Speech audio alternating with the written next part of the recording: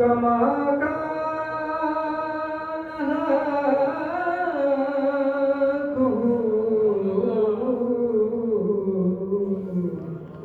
بعد خدا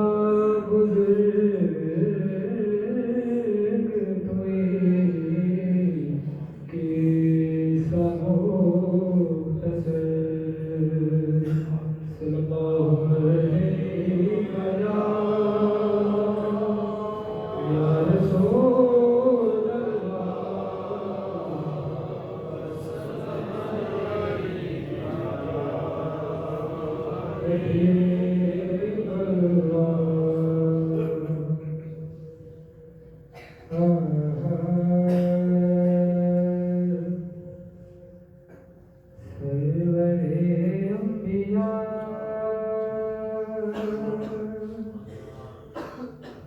مظہر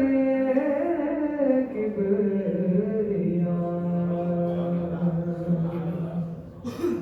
سرور انبیاء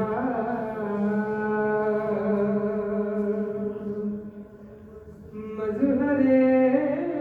کبریا یا نبی مصطفیٰ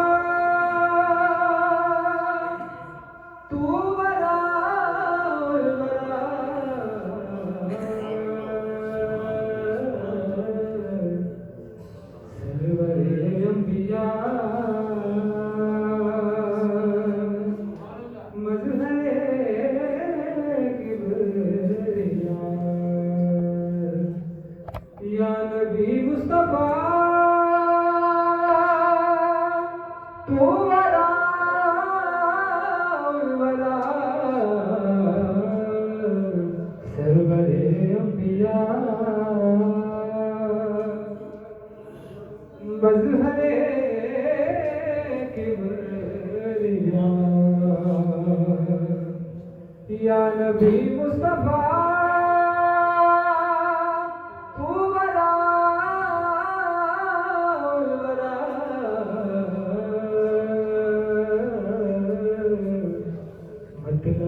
کن فکان مقتئ مرسلان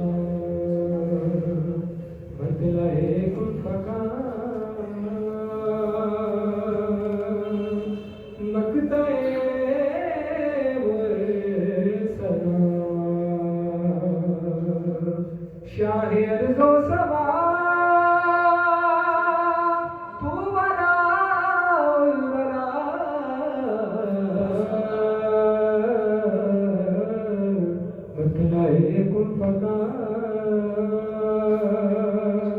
مقتئ مرسلان شاہ ارض و سما تو ورا الورا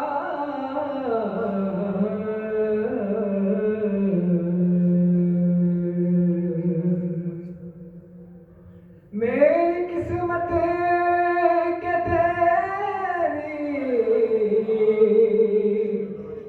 گدائی ملی تو ملا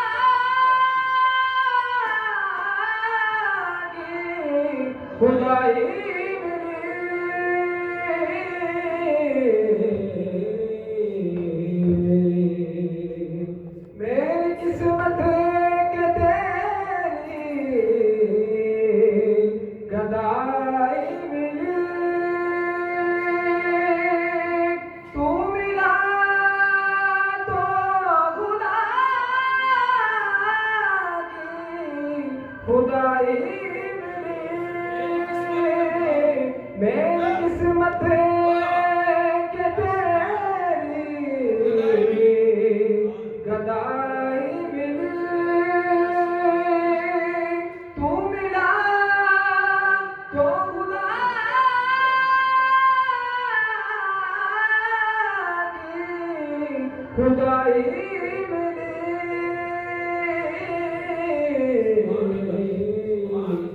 میں ہوں بندہ تیرا تو ہے داتا میرا میں ہوں بندہ تیرا تو ہے داتا میرا شان والے شاہ تو ورا الورا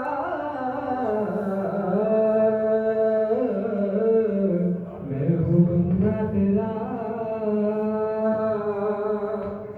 تو ہے داتا میرا میرے جرم و خطا سے ہے دامن بھرے تیرے ماتھے شفاعت کے سہرے سجے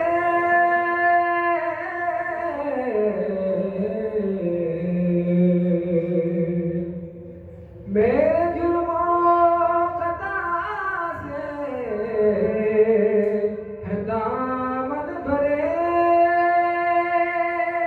تیرے ماتھے شفاعت کے سہرے سجے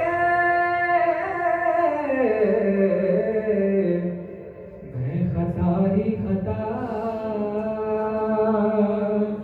تو عطا ہی عطا میں خطا ہی خطا تو عطا ہی عطا یا حبیب خدا تو ورا الورا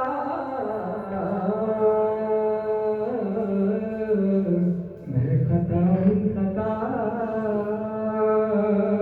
تو عطا ہی عطا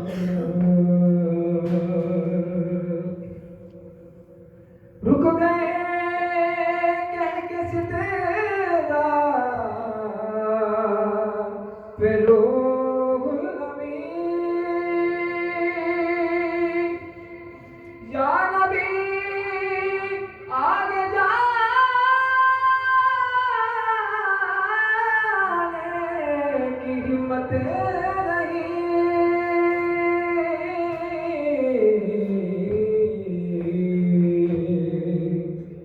رک گئے کہہ کے ستیرا پہ روح الامین یا نبی آگے جانے کی ہمت نہیں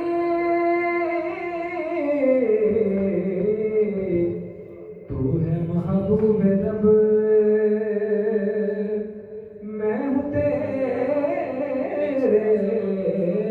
سبب تو ہے محبوب رب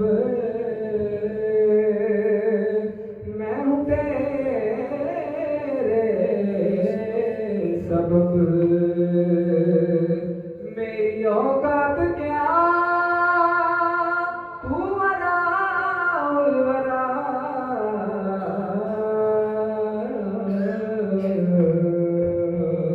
تو ہے محبوب رب میں ہوں تیرے سبب فرش والوں کا کعبہ تیرا سنگ دے فرش والے جھکے تیری دہلیز پر سب سے اعلیٰ ہے تو سب سے بالا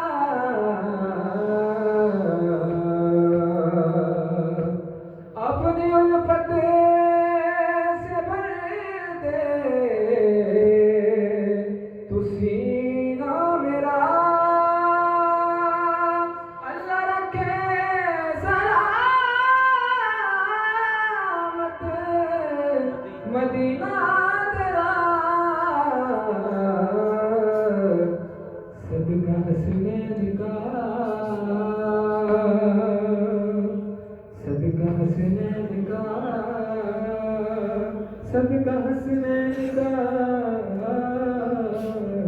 صدقہ حسنین کا بردوں کا سا میرا میرے حاجت روا تو ورا صدقہ حسنین کا بردوں کا سا میرا تیری چوکھٹ سے جائے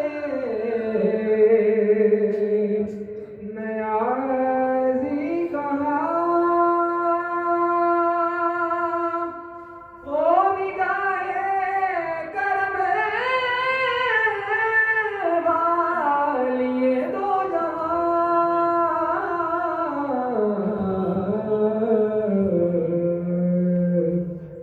سیدی مرشدی یا نبی یا نبی سیدی مرشدی یا نبی یا نبی میں کجا تو کجا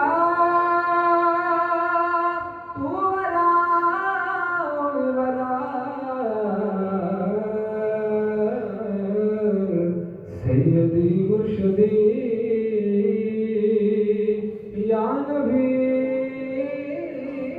یا نبی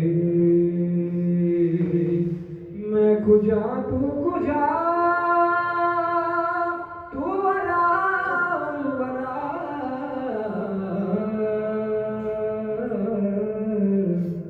سید انبیاء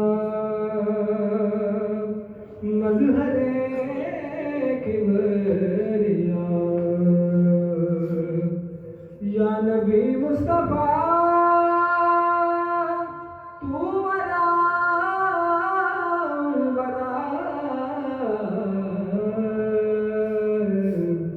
سرور انبیاء مظہر کبریا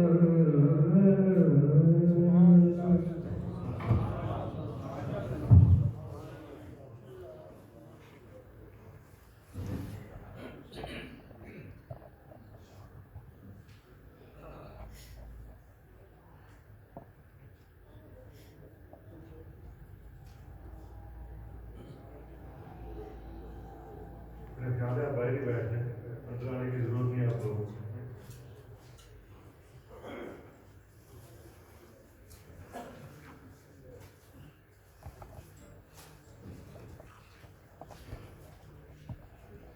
جناب کی بلا صوفی محمد صدیق نقشبندی مجددی قداری رحمۃ اللہ علیہ،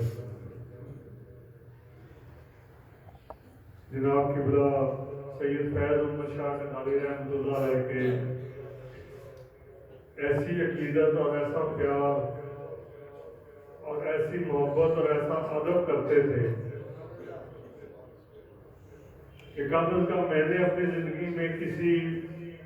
مرید کو اپنے پیر کا اور اپنے پیر کے گھر والوں کا ایسا ادب کرتے نہیں تھے۔ جناب کی بلا صوفی محمد صدیق نقشبندی مجددی قداری رحمۃ اللہ علیہ، جناب نے جب تقریباً آپ کے جو والد صاحب تھے وہ 1 ایکڑ کے مالک تھے، اور اسی 1 ایکڑ میں ہی آپ کا گھر تھا، اور اسی 1 ایکڑ میں ہی فصل کاشت کرتے تھے، اور اسی سے ہی گزر بسر ہوتی تھی، اور اسی کے اندر ہی جناب نے ایک علیحدہ سے اپنا حجرہ بنایا ہوا تھا جہاں وہ عبادت کیا کرتے تھے۔ اس ایکڑ کے سائڈوں پہ جناب نے کچھ آم کے پودے لگائے، اور جب پہلا پھل پک کے تیار ہوا تو مرشد کے آستانے پہ لے جانے کے لیے نکلے۔ آم پکے ہوئے تھے، سر کے اوپر گرڈی کے اندر باندھے ہوئے تھے، اور گرمیوں کے دن تھے، اور مرشد کے آستانے پر پیدل جا رہے تھے۔ جب دریا پر پہنچے تو دریا اپنی خود طغیانی پر تھا، تھوڑا سا دل ششوپنج ہوا، پریشان ہوئے کہ دریا کیسے پار کریں گے، لیکن پھر یہ سوچا کہ اگر وہ عورت ہو کر دریا میں کودنے سے نہیں ڈری تو اے صوفی تو مرد ہو کر اپنے مرشد کے آستانے پر جانے سے کیوں ڈر رہا ہے۔ یہ سوچتے ہوئے اللہ تبارک و تعالیٰ کا کلام پڑھا، بسم اللہ الرحمن الرحیم پڑھی اور دریا کے اندر پاؤں رکھ دیا۔ جناب فرماتے ہیں کہ ہمارے چکنے ٹکنوں تک پانی آیا اور ہم ایسے ہی دریا کے اوپر چلتے ہوئے دریا پار کر گئے۔ یہ وہ مرشد کی محبت اور اس کے عشق میں ایسا بندہ گم ہو جاتا ہے کہ جب بندہ مرشد کے عشق میں گم ہو کر اس کی طرف چلتا ہے تو اللہ تبارک و تعالیٰ تمام راستے آسان کر دیتا ہے۔ جناب نے اپنے مرشد کے اوپر اپنا تن من دھن اپنی جان مال سب کچھ نچھاور کر دیا، اور پھر مرشد نے بھی آپ کو اس فیض سے نوازا، اس نظر کرم سے اور اس نظر عنایت سے نوازا کہ آپ کو محبوب الہی بنا دیا۔ ابا جان قبلہ فرمایا کرتے ہیں کہ ایک دفعہ جناب قبلہ صوفی محمد صدیق نقشبندی جلدی کناری رحمۃ اللہ علیہ کی معیت میں رمضان شریف میں آقا کریم صلی اللہ علیہ وآلہ وسلم کے در اقدس پر اعتکاف میں تھے، اور میں جناب کے پیچھے بیٹھا ہوا تھا اور حضرت سلطان اولیاء حضرت محبوب الہی حضرت سلطان باہو رحمۃ اللہ علیہ کے بارے میں سوچ رہا تھا اور جناب کی شان کے بارے میں سوچ رہا تھا۔ تھوڑی ہی دیر گزری تھی تو جناب قبلہ صوفی صاحب نے پیچھے میری طرف مڑ کر دیکھا کہ جیسے مجھ کو اپنے پاس بلا رہے ہیں، اور مجھے اپنے پاس، میں تھوڑا سا آگے ہوا تو جناب نے میرے کان میں کہا کہ مراد علی، آقا کریم صلی اللہ علیہ وآلہ وسلم اب ہم کو بھی محبوب الہی کر کے مخاطب کرتے ہیں۔ تو یہ وہ مقام اور یہ شان قبلہ حضرت سید فیض احمد شاہ قنداری رحمۃ اللہ علیہ نے آپ کو عطا کی کہ آقا کریم صلی اللہ علیہ وآلہ وسلم کی بارگاہ اقدس میں آپ کو محبوب الہی کا مقام عطا کر دیا، اور یہ ایسے ہی حاصل نہیں ہو جاتا۔ اس کے لیے قبلہ صوفی صاحب نے بہت ریاضات کی، مناجات کی، ذات کیے، تقوی کیے، اپنی جان کو اللہ کی راہ کے لیے وقف کر دیا، اللہ کی مخلوق کے لیے وقف کر دیا۔ 1947 میں پاکستان بنا تو جہاں روحانی طور پر بہت سے لوگ حضرت قائد اعظم رحمۃ اللہ علیہ کے لیے دعائیں کر رہے تھے، وہاں پہ قبلہ صوفی صاحب بھی حضرت قائد اعظم رحمۃ اللہ علیہ کے لیے دعائیں کر رہے تھے کہ اے باری تعالیٰ اس نوجوان کے صدقے مسلمانوں کے علیحدہ سے ملک عطا کر دے۔ 1965 کی جنگ شروع ہوئی تو ایک سید رفیق احمد شاہ بخاری اللہ شریف کے پاس ہی، باما والا کے پاس ہی ان کا مزار مبارک ہے، اور وہ مجذوب مست بزرگ ہیں جو کہ سید خاندان سے ہیں، سید زادے بیت ہیں، سید زادے ہیں۔ جب 65 کی جنگ شروع ہوئی تو وہ بھاگے جناب قبلہ صوفی صاحب کے پاس تشریف لائے اور کہا کہ صوفی صاحب جلدی کرو، ہندوؤں نے پاکستان پہ حملہ کر دیتا ہے۔ جناب فرماتے ہیں کیونکہ اطلاع تو پہلے ہو چکی ہوتی ہے، جناب فرماتے ہیں ہم تیاری میں ہی تھے، جناب نے اپنی تلوار اٹھائی، گڑا لیا، اور جناب نے کوٹ کے اندر اپنی عبادت کے لیے ایک چلا گاہ بنائی ہوئی تھی زیر زمین، جناب وہاں پر جا کر چلا میں تشریف لے گئے۔ اور بزرگوں کا ایسے تنہائی اختیار کرنے کا مطلب یہ ہوتا ہے کہ وہ روحانی طور پر ان تمام معاملات میں شامل ہو جاتے ہیں جو کہ آقا کریم صلی اللہ علیہ وآلہ وسلم کے روحانیت سے اور آپ کی زیر شفقت سے اور زیر سایہ سے حل ہو رہے ہوتے ہیں۔ 17 دن تک جناب اپنے اس چلا گاہ میں مقیم رہے، اور جب مسلمانوں پاکستان حکمرانوں نے انڈیا کے ساتھ صلح کر دی تو جناب انتہائی غصے کی حالت میں باہر تشریف لائے، اور جناب نے فرمایا کہ اگر 6 دن اور یہ جنگ جاری رہتی، 6 دن یہ اسی طرح سے پاکستان مزید استقامت کرتا اور جنگ کرتا رہتا تو عنقریب دہلی تک بھی ہمارا پاکستان کا پرچم لہرا جانا تھا۔ تو تو جناب فرماتے ہیں ہم نے تو بڑی کوشش کی کہ کسی طرح سے 6 دن تک یہ جنگ مزید چلتی رہتی، تو پاکستان کی جو سرحدیں ہیں وہ بحر ہند تک پھیل جانے تھے، لیکن جو اللہ تبارک و تعالیٰ کی رضا ہوتی ہے وہ ویسی ہی ہوتی ہے کہ جیسے اللہ کی مرضی ہوتی ہے۔ اللہ کی مرضی کے اندر یہ بزرگ راضی ہو جاتے ہیں اور اس کی رضا پر راضی ہوتے ہیں۔ تو یہ قبلہ صوفی محمد صدیق نقشبندی مجددی غداری رحمۃ اللہ علیہ ملک پاکستان میں اسلام کے نظام کے نفاذ کے لیے جناب نے بڑی کوششیں کی، بڑی تگدو فرمائی۔ ایک سیاسی تحریک چلی کہ جس نے نظام مصطفیٰ کے نفاذ کے لیے باقاعدہ کوشش کی، جس کو 9 ستارے تحریک کہا جاتا ہے، جس کی کہ لیڈروں میں جناب احمد شاہ نورادی رحمۃ اللہ علیہ، جناب عبدالستار نیازی رحمۃ اللہ علیہ اور اسی طرح سے جید علماء کرام کا نام شامل ہوتا ہے۔ انہی کے اندر ہی جناب قبلہ صوفی محمد صدیق نقشبندی مجددی غداری رحمۃ اللہ علیہ بھی شامل تھے۔ جناب نے پورے ملک کے دورے کیے، تمام علماء کرام سے، تمام سجادگان سے، تمام مشائخ اعظام سے ملاقاتیں کی اور ان سب کو قائل کیا کہ ملک کے اندر نظام مصطفیٰ کی تحریک کے اندر کام کیا جائے۔ جب یہ تحریک اپنے جوبن پر ہوئی اور بھٹو کو جب صدر ضیاء الحق نے پھانسی دے دی اور اس کے بعد جب نظام مصطفیٰ کے نظام کی باری آئی تو اس وقت کچھ مشائخ نے دوگلی پالیسی اختیار کی اور وہ نظام مصطفیٰ کے نظام نفاذ سے بھاگ گئے، جس کی وجہ سے کہ ملک کے اندر نظام مصطفیٰ کا نفاذ نہ ہو سکا۔ جناب قبلہ صوفی صاحب اس سب چیز سے دل برداشتہ ہو کر آقا کریم صلی اللہ علیہ وآلہ وسلم کی بارگاہ اقدس کے اندر سجدہ ریز ہوئے اور رو رو کے دعائیں کی کہ اے محبوب رب کریم، کیا وجہ ہے کہ ہم نظام مصطفیٰ کے نفاذ کی کوشش کر رہے ہیں لیکن ہمیں کامیابی نہیں ملی۔ تو آقا کریم صلی اللہ علیہ وآلہ وسلم نے فرمایا کہ اے صوفی صاحب، جب تک آپ الیکشن کے ذریعے تبدیلی چاہتے رہیں گے تب تک ملک کے اندر نظام مصطفیٰ کا نفاذ نہیں ہو سکتا، کیونکہ یہ الیکشن ہی وہ شیطانی ذریعہ ہے، یہی اس شیطان کی جڑ ہے کہ جو آپ کے ملک کے اندر نظام مصطفیٰ کا نفاذ نہیں ہونے دے گی۔ جناب فرماتے تھے کہ جب تک کوئی بھی آپ کو آ کر کہے کہ ہم ملک کے اندر نظام مصطفیٰ کا نفاذ لائیں گے اور الیکشن کے ذریعے لائیں گے تو جناب فرمائیں گے کہ وہ سراسر آپ کو دھوکہ دے رہا ہے۔ جناب فرماتے ہیں نظام مصطفیٰ کا نفاذ کبھی بھی الیکشن کے ذریعے نہیں ہو سکتا، کیونکہ الیکشن سراسر شیطانی حربہ ہے۔ یہ وہ شیطانی حربہ ہے کہ جس کے ذریعے سے مسلمانوں کو ورگلا کر جمہوریت کے نفاذ کے لیے بسلایا جاتا ہے، پھسلایا جاتا ہے۔ جناب فرماتے تھے کہ الیکشن ہے کیا؟ ایک طرف ایک سالے بندہ الیکشن پہ کھڑا ہوا ہے اور ایک طرف ایک بدماش بندہ الیکشن پہ کھڑا ہوا ہے۔ سالے بندے کو 100 ووٹ پڑتے ہیں اور بدماش بندہ 101 ووٹ لیتا ہے اور وہ بدماش 101 ووٹ لے کر کامیاب ہو جاتا ہے۔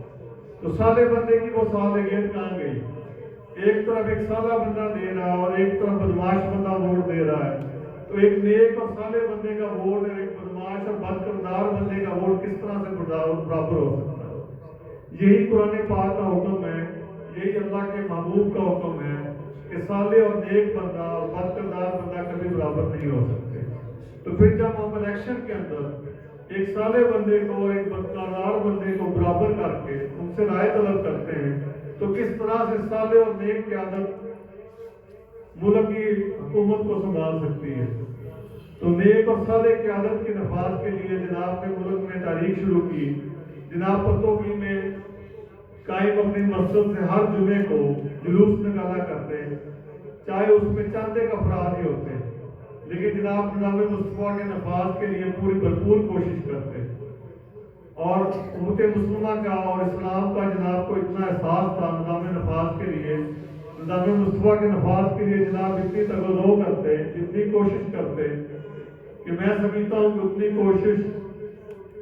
کسی نے بھی نہ کی ہوگی کہ جتنی جناب نے فرمائی۔ اکثر جناب خان والوں کا ذکر کیا کرتے تھے मशाइख का जिक्र किया करते थे कि जो जनाब के सामने जनाब की मौजूदगी में तो वादा कर लेते, लेकिन जनाब के चले जाने के बाद वो फौरन ही वादे से मुनकर हो जाते थे। तो जनाब किबला सुल्तान मोहम्मद सदीक नक्शबंदी मुजद्दिदी कुनारी रहमतुल्लाह अलैह आका करीम सल्लल्लाहु अलैहि वसल्लम के दीन के लिए, दीन के नफाज के लिए अपनी तगदो को मरते दम तक जारी रखा। अगले नाम था जनाब अदनान मुस्तफा नक्शबंदी से मैं गुजारिश करूंगा कि वाक़ा करीम सल्लल्लाहु अलैहि वसल्लम की सना से हमारे क़ुलूब को मुनव्वर फरमाएं।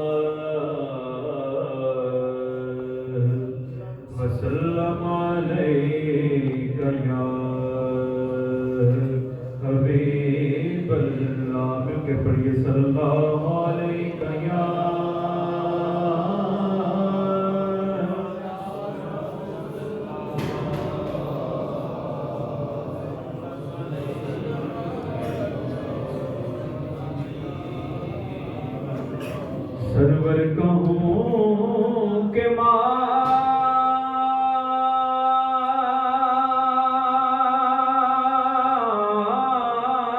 मालिको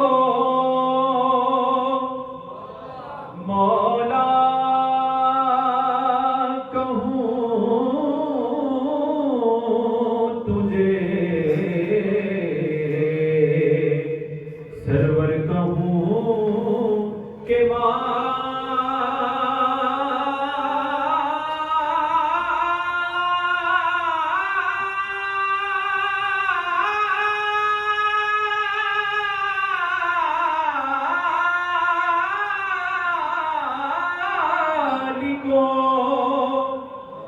मौला कहूँ तुझे, पागे खलील का गुले लेबा कहूँ तुझे, सल्लल्लाहु अलैहि या रसूल अल्लाह वसल्लम अलैका या। वो जो न थे तो कुछ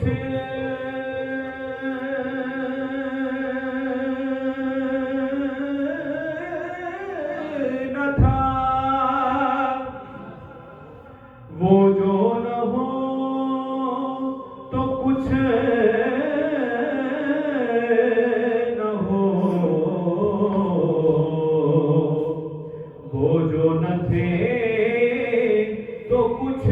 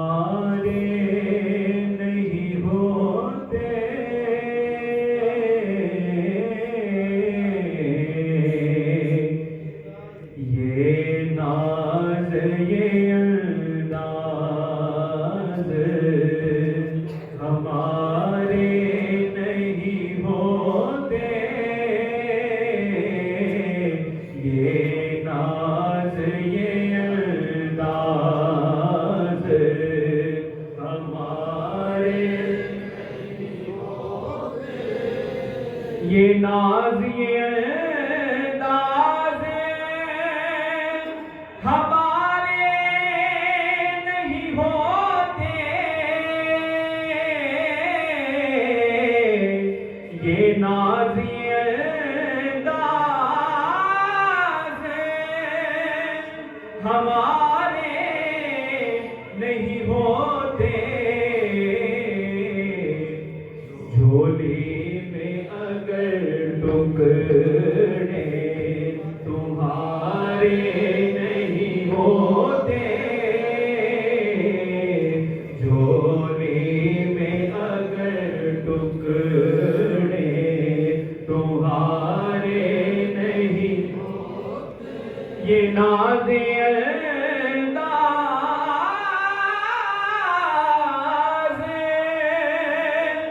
ہمارے نہیں ہوتے جھولی میں اگر ٹکڑے تمہارے نہیں ہوتے جھولی میں اگر ٹکڑے تمہارے نہیں ہوتے